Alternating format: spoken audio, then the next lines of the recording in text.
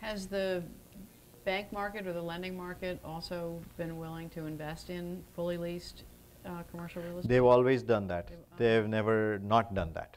The government, it's in the local language, it's called LRD. That's a local acronym, which stands for lease rental discounting. It's effectively cash flow lending. Yeah. But even in that, Indian banks will not give you more than 65% of the total value. They will not do it.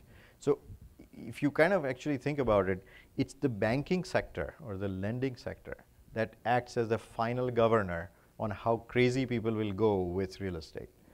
And if you look at US, the late 80s was savings and loan institutions that lent recklessly to the office sector, and there was a massive bust, as a result of which the savings and loan sector got wiped out completely.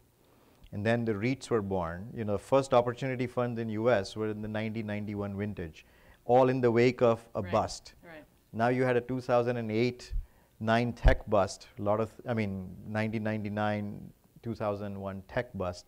A lot of real estate that was built on the back of tech also went bust because too much money was going into technology companies. And the latest housing bust is all driven, as we very well know, again by too much debt, too easily available, and too cheap. As long as the banks, as I often say, that the reason why Indian banks didn't get hurt, it's like a mother who allows his kid to go jump off any monkey bar in the playground versus another mother who doesn't allow his son to do anything. The one who doesn't allow his son to do a lot has survived because the guy never fell down, but because he never took that much risk. And I think that's the story of some of this heavily regulated approach of the Indian regulators. Yeah, I mean, it's really interesting that the emerging markets had better regulatory systems than the developed markets. Let's not give the Indians too much credit. I think had they been given that much debt that cheaply, they would also have a party. Anyone would. Anyone would. Yeah. I think it's just human. Yeah.